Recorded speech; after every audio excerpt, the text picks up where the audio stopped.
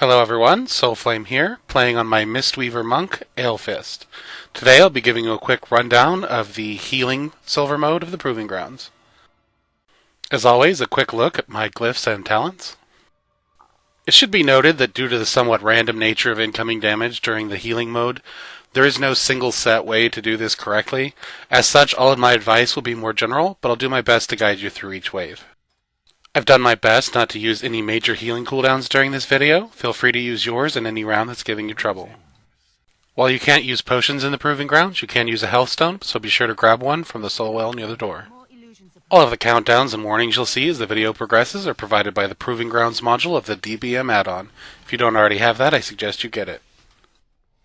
You'll want to make sure you have your Jade Serpent statue down before the round starts. The location I chose is centrally located. It should be able to reach all of your party members from there. Mistweavers have an ability called Eminence, which works much the way that Atonement does for Disc Priests. It copies a portion of any damage you do as healing to a friendly target. Eminence should do most of the healing you need in round 1. Just make sure you have Renewing Mist rolling on the tank, and use Soothing Mist if he starts to get low. 3, 2, 1. Wave 2 adds a new mob type, the Hive Singer. It does an AoE attack that should be interrupted as often as possible. Your NPC teammates should help you with the interrupts. They'll get the first 2 casts that the Hive Singer does. You'll want to interrupt the third one with Spear Hand Strike, and the fourth one with Leg Sweep. After that, the Rogue's Kick should be off cooldown again. Other than that, it's pretty much the same as the first. Keep your Renewing Mists rolling on anyone taking damage, and use Soothing Mist on anyone getting low.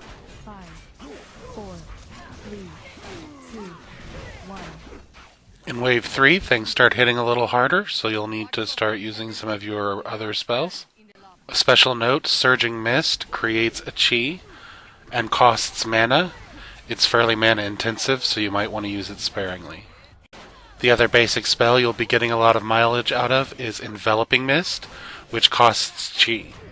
There are several ways to generate chi, most notably using Chi Wave, Expel Harm, or Renewing Mist will each proc 1 chi. Additionally, you'll have a chance to proc a chi point while channeling your Soothing Mist. 4, 3, 2, 1. Wave 4 is just more of the same with slightly higher damage. As usual, when facing a caster, interrupts and your AoE stun are important in order to minimize the damage it does. Both your Surging Mists and your Enveloping Mists have a special interaction with your Soothing Mists. While you are channeling Soothing Mists on a target, the other 2 become instant cast on that target. Because of this, you'll want to pay special attention to which target you're channeling your Soothing Mists on, and switch targets accordingly. You'll also want to get in the habit of keeping Renewing Mists rolling on as many targets as you can, even if they don't necessarily need the healing, because remember, this generates chi points. 4, 3, 2, 1. For Wave 5, we're going to continue building on what we've been doing all along, except that it becomes even more important to use your stuns and interrupts, and to keep Renewing Mists rolling on as many people as you can. You do have a couple of options for AoE healing, which you'll probably need to take advantage of in this round. Your first and most reliable option is Uplift, which costs 2 chi and deals a decent amount of healing to each target that has your Renewing Mists rolling on it. Hence why you want to keep it rolling on as many targets as you can. Your other option is Detonate Chi, which has several caveats to worry about. It works by instantly detonating all of your healing spheres, so it's only useful if the people who need healing happen to be near those spheres at the time. Additionally, you're trading mana for time since the spheres will detonate themselves within 30 seconds anyway, so it's only useful if you need the healing as a burst. 2, 1. Wave 6 throws a new mechanic at you in the form of dispelling a debuff. Aqua Bomb has a short countdown during which it can be dispelled. As the countdown reaches 0, it will explode, dealing a high amount of damage to the target and anyone nearby. Naturally, this means that you should dispel the debuff before it goes off. Detox will remove the Aqua Bomb from anyone, but if it's placed on you, you can also use Diffuse Magic, or if you're a dwarf, the Dwarven Racial will also remove it. Either of these options will save you mana versus using Detox.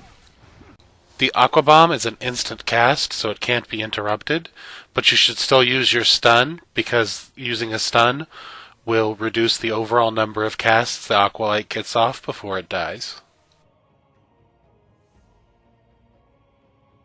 5, 4, 3, 2, 1. Wave 7 isn't all that different from Wave 6. You still need to dispel the Aqua Bomb as quickly as possible, and you'll still have fairly high tank damage, although slightly lower than in the last round. The main difference comes in that because of the Flamecaller, you will now have a significant burst of damage at a random party member. Because the Flamecaller is a caster, you'll want to use your typical anti-caster rotation, including your interrupts and stuns. If he happens to target you, Diffuse Magic is a good cooldown to use. A good technique to use during this round is that if you need to switch off the tank, make sure you have both Renewing Mists and Enveloping Mists rolling on him in order to help soften the incoming damage until you can get back to him. As long as you do a pretty good job with your stuns and interrupts, though, you shouldn't have to switch off of your tank very often. 5, 4, 3, 2, 1. Wave 8 brings it all together by throwing a little bit of everything at you. The good news is it's nothing new. The bad news is now you have to handle it all at once. As usual, your top priority is minimizing damage done using interrupts, stuns, and dispels. So keep the Hivesinger targeted and make sure to lock him down. Don't forget the Mage and the Rogue will interrupt first, so you want to be on interrupts 3 and 4. Ideally, you'll want to help out the DPS enough that both of those original mobs are dead before those new mobs spawn in there. If one of them is still alive, don't panic.